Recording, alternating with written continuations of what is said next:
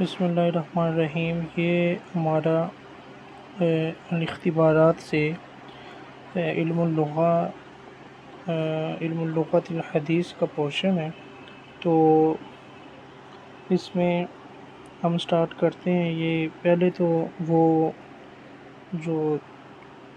سوال تھے descriptive type 39 تک کے، تو یہ 40 سے شروع ہو رہے ہیں اسئلہ الاختیاریہ۔ تو 40 میں انہوں نے بتایا ہے جی، یہ امام ابن جنی کی نے جو تعریف کی ہے نا علم اللغہ کی، وہی انہوں نے بتائی ہے کہ تسمى الاصوات التي يعبر بها كل قوم عن اغراضهم، کہ اس کو لغہ کہتے ہیں کہ وہ آوازیں، کون سی آوازیں، يعبر بها كل قوم، کہ ہر قوم تعبیر کرتی ہے ان کے ذریعے، ان اغراضہم، اپنی اغراض و مقاصد، کہ یعنی کہ کوئی بھی جو قوم ہوتی ہے وہ اس کی جو اغراض ہوتی ہیں، جو اپنا ان کا مافی ضمیر ہوتا ہے، تو وہ جو کچھ بھی کہنا چاہتے ہیں، کوئی بھی سچویشن ہوتی ہے، کوئی بھی کنڈیشن ہوتی ہے، تو اس کے لیے مخصوص آوازیں استعمال کرتے ہیں، تو وہی جو آوازیں استعمال کرتے ہیں اسی کو ہم لغت کہتے ہیں۔ اس کے بعد کچھ کویسچنز آ رہے ہیں، ان کا میں آپ کو پہلے بتا دوں۔ یہ 40 جو ہے نا، کہ انہوں نے کہا کہ وہ اصوات جن سے کوئی بھی قوم اپنی اغراض کو تعبیر کرتی ہے، تو وہ تو اصل میں جو لینگویج ہے نا، لینگویج کی انگلش میں بھی ہم یہی ڈیفینیشن کرتے ہیں کہ language is a source of communication, کہ جو مطلب ہے کہ یہ ایک ذریعہ ہے، از اے ٹول ہے، اس کو سورس کی جگہ ٹول بولتے ہیں، کہ ایک آلہ ہے آف کمیونیکیشن، جو ہم ایک دوسرے کے درمیان اپنے خیالات کا تبادلہ ہوتا ہے، کمیونیکیشن ہوتی ہے، ہمارا ڈائیلاگ سسٹم ہوتا ہے، ڈسکشن ہوتی ہے، تو اس کے لیے جو ٹول استعمال ہوتا ہے نا، جو آلہ ہم استعمال کرتے ہیں، وہی زبان ہوتی ہے، وہی لینگویج ہوتی ہے، یہی ابن جنی نے کہا ہے۔ اس کے بعد ایک بات ہے جی، کہ جو لغت ہے نا اس کے مختلف عناصر ہیں، کہ وہ جن سے مل کے وہ بنتی ہے، یعنی عنصر ہم کہتے ہیں نا، جز، تو لغت کے بعض عناصر ہیں۔ تو سب سے پہلا اس کا جو عنصر ہے وہ صوت، یعنی آواز ہی ہے۔ مختلف آوازیں ملتی ہیں تو اس سے ایک کلمہ بنتا ہے، تو پھر مختلف کلمات جو ملتے ہیں تو وہ کلام بناتے ہیں، ٹھیک ہے۔ اور جو پھر مختلف کلمات ہوتے ہیں نا، تو مختلف کلمات مل کے ایک جملہ بناتے ہیں، پھر آگے یہ چلتا رہتا ہے۔ تو یہ آوازیں اور کلمات، اس کے بعد جمل، اور اس کے بعد پورا سینٹینس، اس کے بعد پیراگراف، فصل، چیپٹر، تو یہ اس طرح سے لغت چلتی ہے، یہ لغت کے عناصر ہوتے ہیں۔ تو یہی بات انہوں نے کہی ہے 41 میں، کہ یترکب الکلام من الوحدات التي هي اصغر منه تسمى، کہ جو کلام ہے نا، کلام، تو کلام کن سے مل کے بنتا ہے؟ تو وہ کہتے ہیں جی، کلام بنتا ہے من الوحدات، اکائیوں سے، التي هي اصغر منها، وہ جو اکائیاں ہوتی ہیں ان میں سب سے چھوٹی اکائی کیا ہے؟ جملہ۔ اس کا کیا مطلب ہے؟ کہ کلام سے چھوٹی جو ہے وہ جملہ ہے، کہ جب مختلف جملے ملتے ہیں تو ہر ایک جملہ اس ایک اکائی ہوتا ہے، ایک یونٹ ہوتا ہے، جس کو ہم انگلش میں یونٹ کہتے ہیں اور عربی میں وحدت کہتے ہیں۔ تو وحدات یعنی یونٹس، تو کلام مرکب ہوتا ہے، کلام بنتا ہے من الوحدات، مختلف یونٹ سے، التي هي اصغر منه تسمى، ان میں سے جو سب سے چھوٹا یونٹ ہے وہ جملہ ہوتا ہے۔ تو ایک جملہ دوسرے جملے سے ملے گا، دوسرا تیسرے سے ملے گا، تیسرا چوتھے سے، تو یہ مل کے ایک کلام بنے گا۔ اور اسی طرح پھر اس سے نیچے آ جائیں گے 42، کل جملۃ تترکب من الوحدات التي اصغر منها وهي ما يطلق عليها اسم الکلمات، کہ جو ہر ایک جملہ ہے وہ جن یونٹس سے، جن اکائیوں سے مل کے بنتا ہے، ان کو ہم کلمات کہتے ہیں، کہ ایک کلمہ دوسرے سے ملے گا، دوسرا تیسرے سے، تیسرا چوتھے سے، تو یہ کلمات کو جو مجموعہ ہوگا نا اس کو ہم جملہ کہیں گے۔ مختلف کلمات جو ہیں وہ مل کے کیا بنائیں گے؟ وہ جملہ بنائیں گے۔ 43 ہے جی، پھر اس سے نیچے آئیں گے، تترکب الکلمات من الوحدات التي اصغر منها وہی ما یطلق علیہا اسم الاسوات، کہ کلمات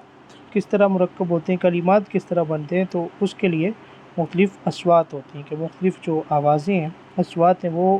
ملتی ہیں ایک ساؤنڈ دوسرے ساؤنڈ سے تیسرے سے، تو مختلف جو ساؤنڈز ہوتے ہیں وہ مل کے ایک کلمہ بناتے ہیں۔ ساؤنڈ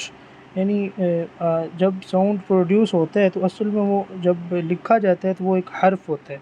مطلب کا، پا، با، کا، تو یہ ہیں تو آوازیں، لیکن جب ہم ان کو لکھتے ہیں نا، اس کو ریٹن شیپ میں، لیکن ان کی کتابت ہوتی ہے تو وہ حرف ہوتے ہیں، کیونکہ حرف کی تعریف ہی ہم علم الاصوات میں یہ پڑھ چکے ہیں کہ وہ ہوتا ہے کہ ایسی آواز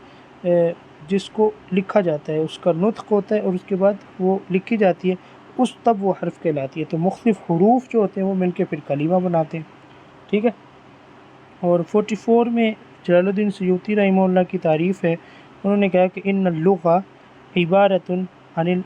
الالفاظ الموضوعہ للمعانی، کہ لغت عبارت ہے، یعنی کہ لغت کا کیا مطلب ہے کہ یہ ان الفاظ موضوعہ سے عبارت ہے کہ وہ الفاظ جو وضع کیے جاتے ہیں للمعانی، مختلف معانی کے لیے۔ فار ایگزامپل کہ اب جیسے سیب ہے تو سیب کے لیے انگلش میں ایک لفظ وضع کیا گیا کہ ایپل،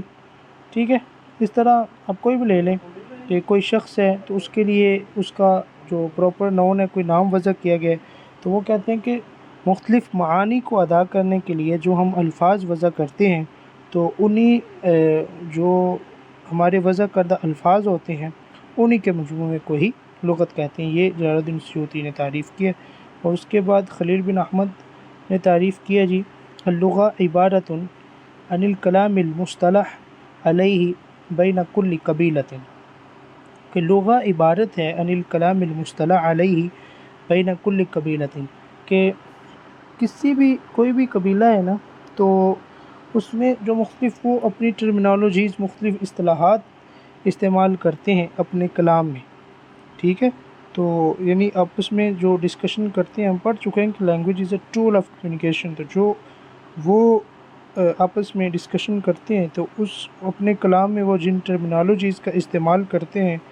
تو جن الفاظ کا استعمال کرتے ہیں، تو لغت انہی کے مجموعے کا نام ہے۔ اچھا جی 46 ہے من اہم وظائف اللغہ واوسعها انتشارا هو الاتصال، اتصال کہتے ہیں انٹریکشن کو، کہ جو لغت کا سب سے بڑا وظیفہ ہے، جو کام ہے، اور واوسعها انتشارا، اور جو جس نے سب سے بڑھ کے کردار ادا کیا ہے، یعنی کہ جو مطلب ہے کہ سب سے وسیع ہے اس کے پھیلانے میں، تو وہ اتصال ہے، کہ جب لغت بڑھتی پھلتی پھولتی ہے تو وہ انٹریکشن سے، سیکھنے سے، بولنے سے، بیان سے نہیں، بلکہ جب آپ کا انٹریکشن زیادہ بڑھتا ہے نا تو اس سے لغت جو ہے وہ زیادہ وسیع ہوتی ہے اور پھیلتی ہے۔ احمد بن فارس الشدیاق ہیں، انہوں نے لغت کی تعریف کیا ہے کہ اصل اللغہ انما هو وحی او الہام من عند اللہ، کہ جو لغت ہے وہ اصل میں وحی یا الہام ہوتی ہے اللہ کی طرف سے، یعنی کہ ایک گاڈ گفٹڈ ہوتی ہے، کہ جب بچہ پیدا ہوتا ہے تو وہ مطلب ہے کہ اس کو زبان سکھا دی جاتی ہے، وہ جو مدر ٹنگ بولتا ہے، اس کی جو مدر لینگویج ہوتی ہے لغت الام، تو وہ اس کو وحی یا الہام کی جاتی ہے احمد بن فارس الشدیاق کا، کہ وہ اب مختلف اسکول آف تھاٹس ہیں جن کا آگے ذکر آ رہا ہے، تو ان میں ایک مکتبہ فکر جو اسٹرکچرلزم والے ہیں،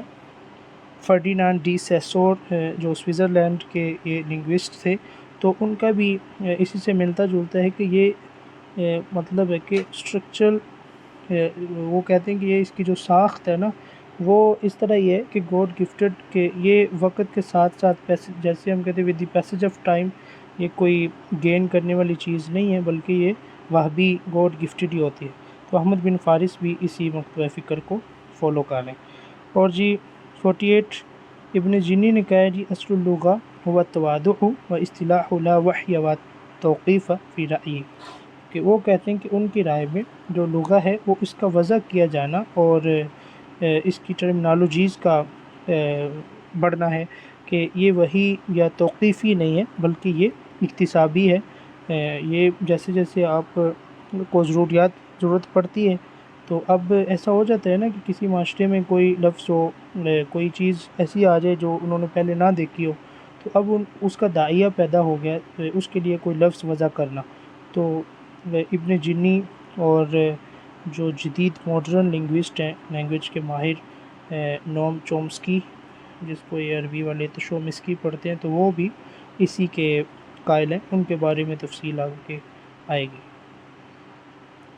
اچھا جی، اس کے بعد 49 میں کچھ اسکول آف تھاٹس ہیں جو یہ زبانیں پہنچی ہے نا اب جو ان کی ڈیولپڈ سٹیج ہے، تو یہاں پہ جو یہ زبانیں پہنچی ہیں تو یہ کیسے پہنچی ہیں، تو اس کے بارے میں مختلف اسکول آف تھاٹس ہیں، جن میں سے ایک نظریۃ المحاکات ہے، یہ ابن جنی کا ہے، اور نظریۃ الاستعداد الفکری، یہ ایک مولر لنگوسٹ ہیں، ان کا ہے، اور ایک نظریۃ الملاحظہ ہے. تو یہ سارے نظریات پائے جاتے ہیں. ان کا اتنا زیادہ فرق نہیں ہے. ابن جنی کا تو آپ کو پتہ چل گیا نا کہ یہ مطلب ہے کہ اسی چیز کے قائل ہیں کہ جو ود پیسج آف ٹائم زبان گین ہوتی ہے، تو یہی ان کا نظریہ ہے. اور استعداد الفکری مولر کا ہے، تو یہی کہتے ہیں کہ انسان میں جو سوچنے کی، غور و فکر کی جو استعداد پیدا کی گئی ہے، تو یہی محرک ہے زبانوں کی پیدا ہونے کا، ان کے آگے بڑھنے کا. اور نظریۃ الملاحظہ یہ ہے کہ زبانیں جو ہیں یہ اجتماعی آوازوں سے مل کے بنتی ہے. نظریۃ الملاحظہ کہ ہم آبزرویشن کرتے ہیں، آبزرو کرتے ہیں بڑا مائنیوٹلی، تو یہ ہمارا جو کلوز آبزرویشن ہوتی ہے، تو اس سے ہم جو چیزیں اکٹھی کرتے ہیں کہ ہر چیز کی آواز سنتے ہیں، تو وہ مختلف جو اجتماعی آوازیں ہیں وہ مل کے زبان بناتی ہیں. تو یہ اس بارے میں نظریہ ہے. اور اس کے بعد ہے جی ان لغت الانسان الاولی سلکت مراحل فکریہ متعددہ، کہ جو انسانی اب ڈیولپڈ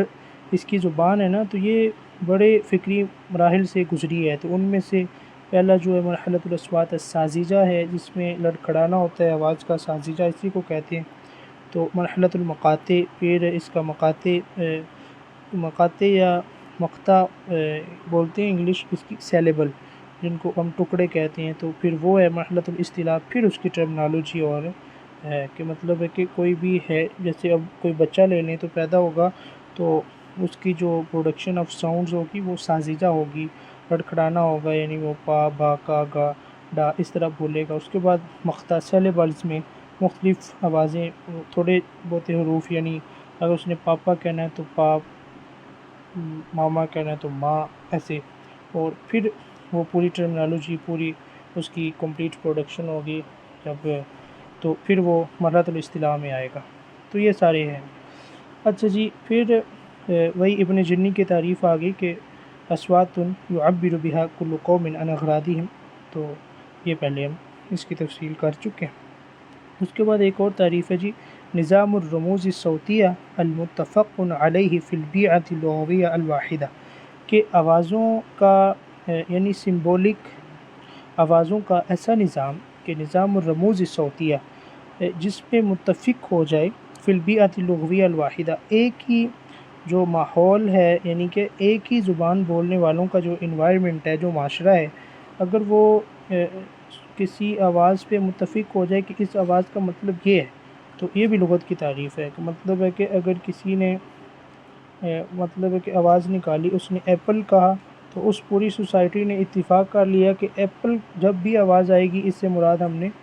سیب لینا ہے. ٹھیک ہے. تو یہ جو کسی بھی صوت پر، آواز پر جو اتفاق ہوتا ہے نا ایک ہی لینگویج بولنے والوں کا، تو اس کو بھی لغہ کہتے ہیں. اور جی پھر وہ فرق بیان کر رہے ہیں بین اللغہ والکلام، کہ لغت اور کلام کا فرق ہے. تو یہ آپ کے سامنے آتا جائے گا کہ لغت ایک اجتماعی چیز ہے، یہ ایک بروڈر ہے، اور کلام فردی ہے. کلام اس کے انڈر آتا ہے، کیونکہ مختلف کلام سے ہی مل کے آگے لغت بنتی ہے. تو لغت ایک مجموعی چیز ہے اور کلام ایک انڈیویجول ہے. اور اللغہ حتمیہ والکلام اختیار و صدفۃ، جو لغت ہے وہ فائنل شیپ ہوتی ہے کہ لغت، اور جو کلام ہوتا ہے وہ اختیاری ہوتا ہے کہ وہ فائنل شیپ میں نہیں ہوتا. اور لغت جو ہے مجال الدراسہ العلمیہ، لغت تو جو ہے وہ تو ایک فیلڈ ہے نا، اسٹڈی، فیلڈ آف اسٹڈی ہے، کہ سائنٹیفک فیلڈ آف اسٹڈی ہے لغت، جس کی تعلیم ہوتی ہے، جس کو سکھایا جاتا ہے، لوگ سیکھتے ہیں، سکھانے والے ہوتے ہیں. تو یہ ایک علمی میدان ہے لغت. اور والکلام بالعکس، کلام اس کے برعکس ہے، وہ ہر کسی کا اپنا پرسنل میٹر ہے. اس کے بعد من خصائص اللغہ انہا، پھر لغت کے خصائص ہیں کہ یہ نشاط اجتماعی یا بمثابت الکل یا نظام، وہی بات ہے کہ یہ اجتماعی ہے اور یہ ایک کل ہے، اور جو اس کا ایک یہ پورا ایک نظام ہے۔ تو اور من خصائص الکلام کہ کلام جو ہے وہ ایسے ہی جیسے وہ انڈیویجول حیثیت رکھتا ہے، یعنی کہ اور کلام جز و مختار، یہ جز ہے، اور لغت ہم پہلے پڑھ چکے ہیں وہ کل کی حیثیت رکھتی ہے، اور جو کلام ہے وہ ہے جی عمل، کہ وہ جو کلام ہے وہ عمل ہے، اور جو لغت ہے یہ تو ایک پورا نظام ہوتا ہے نا، اور کلام عمل مطلب ہے کہ ہر کسی کا اپنا پرسنل میٹر ہے، اس کو کوئی نظام کے طور پہ نہیں لیتا۔ اس کے بعد جی 56 ہے الاعراب والتثنیۃ والتحقیر والاضافۃ والنصب، یہ علم النحو کے فیلڈز بنانے جس میں ہم کلمات کے اعراب اور ان کے تثنیہ اور ان کی اضافت، نسب، ان کے منصوبیت کے بارے میں سارا ڈسکس کرتے ہیں علم النحو کے بارے میں، اس کی تفصیل میں نہیں جا رہا۔ اس کے بعد جو بناء الکلمہ ہے وہ علم صرف میں ہوتا ہے کہ کلمہ کیسے بنے گا، اس کے مشتقات۔ تو یہ 58 ہے ان المازنی، جن کی وفات 249 ہجری ہے، تو من اوائل من خصص لبناء الکلمہ کتابا باسم کتاب التصریف، کہ جو ہیں یہ کیا نام ہے ان کا، امام مازنی ہے، تو انہوں نے 249 ہجری میں ان کا وصال ہے، اور انہوں نے کتاب التصریف لکھی ہے، اور پہلی یعنی من اوائل من خصص لبناء الکلمہ کہ کلمہ کیسے بنتا ہے، یعنی کہ کتاب التصریف اسٹرکچر آف ورڈ پہ، تو انہوں نے اپنی کتاب التصریف امام مازنی نے لکھی ہے، 249 ہجری میں ان کی وفات ہے۔ اور ابن فارس، ان کے بارے میں ہم نے پہلے بھی پڑھا تھا، تو انہوں نے علم اللغہ میں جو کتاب لکھی ہے الصاحبی فی فقہ اللغہ، یہ احمد بن فارس الشدیاق کی کتاب ہے۔ اور اس کے بعد اللغہ العربیہ ہی احدی اللغات، یہ جو لغہ عربی ہے اس کا تعلق سامی زبانوں سے ہے، یہ ان سے جا کے ملتی ہے، اور یہ وہی ہے اللغہ العربیہ تنسب الی الطائفہ المنسوبہ الی سیم بن نوح۔ اور جی اس کے بعد 62 ہے اللغات السامیہ، اطلق علیہ هذا الاسم فی سنہ 1781 تو میلادی العالم الالمانی، کہ یہ جو لغات سامیہ کی جو اصطلاح ہے یہ 1781 میں سب سے پہلے ایک جرمن اسکالر تھے شلوتزر، تو یہ انہوں نے استعمال کی تھی، اس سے پہلے سامی کی اصطلاح کسی نے استعمال نہیں کی ہے۔ اور جی اس کے بعد تو تعتبر اللغہ العبریہ بابلیہ والاشوریہ والآرامیہ والحبشیہ، یہ ساری لغات سامیہ کی ہی اخوات تسلیم کی جاتی ہیں۔ اور اس کے بعد قد ساہمت العوامل العدیدہ فی نمو اللغہ العربیہ و تطویرها، کہ وہ عوامل جنہوں نے کردار ادا کیا ہے عدیدہ وہ کافی سارے ہیں، فی نمو اللغہ العربیہ عربی زبان کی نمو، اس کی نشو و نما میں، اور تطویر بھی ڈیولپمنٹ کو کہتے ہیں اس کے تطور میں، تو وہ التقلیب ہے، جیسے آپ کو پتہ ہے نا اعلال بالقلب ہوتا ہے کہ ایک حرف کو دوسرے حرف سے بدل دیا جاتا ہے، اور حرکت کئی دفعہ ایک کی حرکت دوسرے کو دی جاتی ہے، اور اسی طرح ابدال ہوتا ہے، اور اسی طرح نحت ہوتا ہے، مختلف کلمات کو نحت جیسے نحت الوصفی یا نحت الاسماء ہوتا ہے، نحت الفعل ہوتا ہے، تو یہ وہ عوامل ہیں۔ اچھا جی سوق اوقاز جو تھا مکہ میں لگتا تھا 1 ذوالقعدہ سے 20 ذوالقعدہ تک، اور یہ جو فارابی ہیں ابو نصر الفارابی، انہوں نے قد اطلق الفارابی علی کل العلوم اللغویہ اسم علم اللسان، انہوں نے علم اللسان کا نام دیا ہے کس کو، اس کو ہی تمام علوم لغویہ کو، کہ جتنے بھی لغت کے علوم ہیں تو وہ ان کو کہتے ہیں کہ یہ ایک ہی ان کو براڈر ٹرم دیتے ہیں کہ یہ سارے علوم اللسان ہیں۔ اس کے بعد ابو حیان النحوی ہیں جنہوں نے سب سے پہلے استعمال کی ہے اصطلاح علوم اللسان العربی، تو یہ اصطلاح جو ہے ابو حیان النحوی انہوں نے پہلی دفعہ استعمال کی ہے۔ اور ابو نصر الفارابی نے تمام لغت کے علوم کو علم اللسان کا نام دیا ہے۔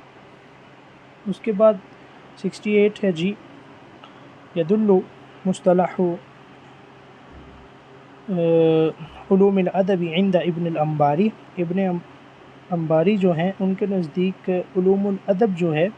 اس سے مراد علوم اللغہ ہی ہیں۔ وہ کہتے ہیں کہ علوم الادب کی جو اصطلاح ہے یہ علوم اللغہ پہ ہی دلالت کرتی ہے، یعنی کہ ان کے ہاں علوم الادب اور علوم اللغہ میں کوئی فرق نہیں ہے۔ تو یہاں پہ 3 گزرے ہیں جی۔ سب سے پہلے ابو نصر الفارابی ہیں جنہوں نے کیا کیا ہے، جنہوں نے جتنے علوم اللغہ ہیں ان کو علم اللسان کا نام دیا ہے، اور ابو حیان جو ہیں انہوں نے، جو ابو حیان النحوی ہیں انہوں نے علوم اللسان کی جو ہے علوم اللسان العربی، تو انہوں نے یہ پہلی دفعہ اصطلاح استعمال کی، اور اس کے بعد جو ابن انباری ہیں وہ علوم الادب کو کہتے ہیں کہ یہی علوم اللغہ ہے۔ اچھا جی، اغراض جاہلی میں من اہم اغراض اللغہ العربیہ، جو لغت عربی کے اغراض تھے عصر جاہلی میں، وہ شعر تھا اور خطب تھے، ان کے خطبے تھے، اور اس کے علاوہ ان کے وصایا تھے اور ان کے امثال و حکم تھے، اور جو رسائل تھے، الموشحات، المقامات کلھا خطا، تو یہ سارے غلط ہیں، کیونکہ یہ موشحات تو یہ اندلس کا فن ہے، اور مقامات بھی عصر عباسی میں جا کے شروع ہوئے، تو اس لیے رسائل بھی آپ کو پتہ ہے عبد الحمید جو پہلے کاتب تھے عبد الملک بن مروان کے دور میں، تو وہاں سے تقریباً ان کا آغاز ہوتا ہے، تو یہ اغراض نہیں تھی۔ اچھا جی، لغات سیمیہ کی جو اہم اقسام ہیں، ہندیہ، عروبیہ، سیمیہ، الحمیہ، تورانیہ، تو سب ٹھیک ہے۔ اور اب آگے ایک عام بات آ رہی کہ اللغات المتصرفہ التي تتغیر ابنیتها بتغیر المعانی تسمى اللغات التحلیلیہ۔ لغات تحلیلیہ یا اللغہ کیا کہتے ہیں المتصرفہ، تو یہ ایک ہی طرح سے استعمال ہوتے ہیں، تو آگے ان کی تفصیل آ رہی ہے، میں آپ کو بتاتا ہوں۔ اور 74 ہے اللغات الوصلیہ التي تمتاز بالسوابق واللواحق تسمى اللغات الالصاقیہ، اور اللغات غیر المتصرفہ التي لا تتغیر فيها ابنیۃ الکلمات ولا تلصق بها حروف زائدہ تسمى اللغات العازلہ۔ تو یہاں پہ جی انہوں نے یہ بتایا ہے کہ 3 طرح کی ہوتی ہیں کہ زبانیں، ایک تو وہ ہیں کہ جو لغات تحلیلیہ یا لغات متصرفہ ہیں، ان میں کیا ہوتا ہے، ان میں یہ ہوتا ہے کہ جب بھی آپ نے معنی کو بدلنا ہے نا، یعنی کہ ایک معنی کے لیے ایک کلمہ استعمال ہو رہا تھا، اور اگر آپ اسی کلمہ سے کوئی دوسرا معنی لینا چاہتے ہیں تو آپ کو اس کلمہ کی بنا میں کچھ تغیر لانا پڑے گا۔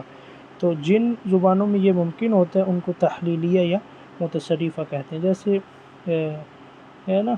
کہ وہ ہے عربی کی ہی مثال لے لیتے ہیں کہ جب ہم نے طلب کا معنی لینا ہوتا ہے تو ہم اس کو باب استفعال پہ لے جاتے ہیں، کہ اگر باب استفعال پہ رحم کو ہم کہیں گے استرحام، تو اس کا کیا مطلب ہے، رحم طلب کرنا۔ تو اس میں ممکن ہے کہ آپ معانی کے بدلنے کے ساتھ جو کلمہ کی بنا ہے اس میں بھی تغیر لایا جا سکے۔ اور اس کے بعد جو جن زبان میں ملتے ہیں، جو ممتاز ہوتی ہیں اپنے سابقوں اور لاحقوں کے ساتھ، تو وہ لغات الصاقیہ ہوتی ہیں۔ الصاق ہوتا ہے نا ملنا، تو جیسے اب انگلش ہی ہے نا، تو انگلش میں ہمیں نا ٹیچ پڑھانا، تو اس کے آخر میں اگر ہم ای آر لگا دیں ٹیچر، تو ممکن ہے نا کہ پڑھانے والا، تو ای آر ہم نے کیا کیا ہے، لاحقہ لگایا ہے، ٹھیک ہے۔ اور اس طرح انجینئرنگ ہے نا، تو ہم اس سے پہلے پری لگا دیتے ہیں، پری انجینئرنگ، میڈیکل سے پہلے پری میڈیکل، تو یہ سابقہ ہے اس سے پہلے، تو اس کا ہم معنی لے لیتے ہیں پری انجینئرنگ، انجینئرنگ سے پہلے، پری میڈیکل، میڈیکل سے پہلے، پری 9th کلاسز، تو یہ لغات الصاقیہ ہوتی ہیں۔ ان کو پری فکسز اور سفکسز کہتے ہیں انگلش میں۔ پری فکس سابقہ، سفکسز لاحقے، اور ایک ان فکسز بھی ہوتے ہیں جو سینٹر میں ہم جن کا اضافہ ہوتا ہے۔ اور لغات غیر متصرفہ التی لا تتغیر فیہا ابنیۃ الکلمات ولا تلصق بها حروف زائدہ، کہ وہ جن میں جو کلمہ بن گیا ہے نا وہ ویسے ہی رہنا ہے، اور اس کو آپ آگے پیچھے نہیں کر سکتے۔ اگر کوئی آپ نے اور معنی ادا کرنا ہے تو کوئی اور اس کے لیے نیا کلمہ لے کے آئیں گے، یعنی کہ وہ زبانیں ان میں فلیکسیبلٹی نہیں ہوتی، بالکل زیرو ٹولرنس ہمارے پولیسی ہوتی ہے، تو وہ لغات عازلہ ہوتی ہیں، ٹھیک ہے۔ اور جی علاقہ بین اللغہ واللہجہ یا علاقۃ الخاص بالعام، کیونکہ لغت جو ہے یہ ایک آپ کہہ لیں دونوں طرح سے ہو سکتا ہے کہ لغت کو ہم ایز اے جنرل ایک عام چیز لیتے ہیں جو مدلول علی العموم ہے، تو اور اس کے بعد جو لہجہ ہوتے ہیں وہ مخصوص ہوتے ہیں کہ ہر علاقے کا اپنا اپنا لہجہ، ہر سوسائٹی کا، ہر معاشرے کا اپنا اپنا لہجہ، تو علاقۃ الخاص بالعام ہے۔ اور یہاں پہ کچھ عرب کے مختلف لہجات آ رہے ہیں کہ وہ اپنے لہجوں میں کس طرح بولتے ہیں، تو قد عرفت اللہجات العربیہ القدیمہ مجموعہ من الظواہر النطقیہ، جب وہ بولتے تھے نا تو ان کے نطق سے ظاہر ہوتے تھے ان کے لہجات،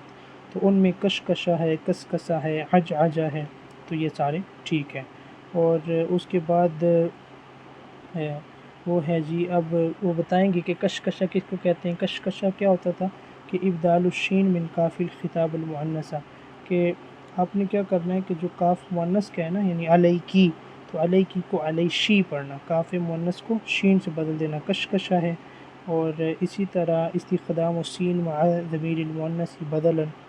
للکافی او ملحقہ بالکاف ظاہرہ، تو وہی جو ضمیر مؤنث ہے نا تو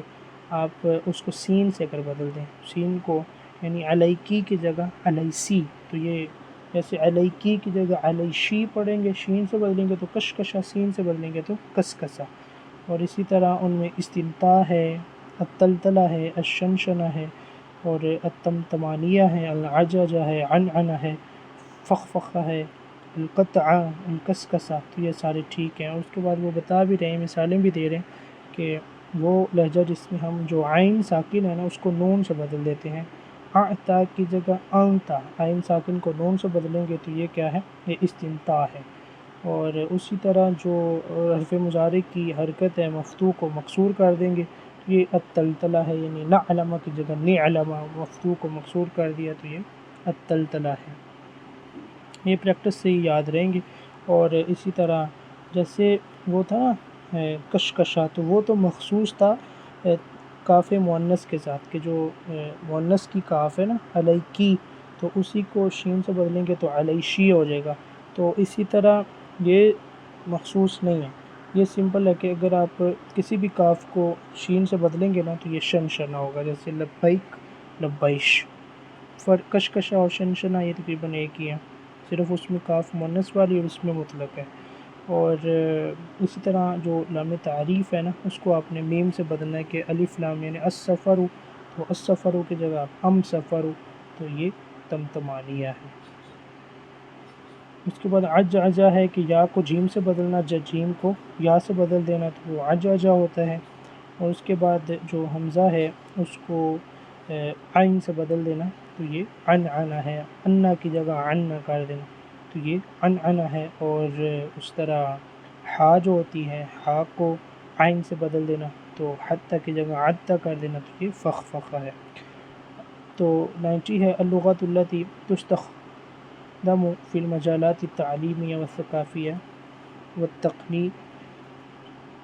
تسمى، تو اسی طرح پھر وہ بالترتیب لغت التعلیم، لغت الثقافہ، لغت التقنیہ۔ اور اسی طرح اب ایک برج لینگویج ہوتی ہے۔ برج لینگویج کا کیا مطلب ہوتا ہے آپ کو سمجھ آئے گی کہ یطلق علی اللغة التي تتواصل بها جماعات تختلف لغاتها الام، کہ جب مختلف لوگ وہ اکٹھے ہوتے ہیں کہ جن کی جو مدر لینگویجز ہوتی ہیں وہ مختلف ہوتی ہیں، تو وہ آپس میں کسی نہ کسی زبان کو بول کے تو کلام کرتے ہی ہیں نا، تو وہ جس زبان کو استعمال کرتے ہیں جو ان جماعتوں کو ملاتی ہے تو وہ لغت التعامل ہوتی ہے، اس کو برج لینگویج کہتے ہیں، کامن لینگویج بھی کہتے ہیں۔ اس طرح یہ کرکٹ کے ہوتی ہے نا مختلف کاؤنٹیاں، تو یہ ٹورنامنٹس ہوتے ہیں، تو پلیئرز کوئی افریقہ سے آئے گا، ویسٹ انڈیز سے آئے گا، سری لنکا سے آئے گا، پاکستان، انڈیا، بنگلہ بنگلہ دیش، تو وہ آپس میں جو ان کا انٹریکشن ہوتا ہے وہ زیادہ تر انگلش میں ہوتا ہے۔ تو اب ان ساروں کی جو ماں بولیاں ہوتی ہیں، مدر لینگویجز ہوتی ہیں، وہ تو مختلف ہوتی ہیں نا، تو جو وہ بولتے ہیں تو انگلش وہ لغت تعامل یا برج لینگویج کہلاتی ہے۔ ہاں جی، اس کے بعد ہے جی 92 استاذ اللسانیات الحدیثہ، جو ماڈرن لینگویجز کا استاد ہے، والفلسفے کا بھی، منطق کا، من الولایات المتحدہ الامریکیہ، یو ایس اے سے اس کا تعلق ہے، تو وہ ایورام نوم چومسکی ہے۔ تو یہ اس کو ابو علم لسانیات الحدیث بھی کہا جاتا ہے، اور اس کے بعد یہ مؤسس ہے نظریہ النحو التولیدی کا، اس کا یہ مؤسس ہے، یہ ایک نظریہ ہے، اس کی وضاحت جو ہے وہ آگے آ رہی ہے۔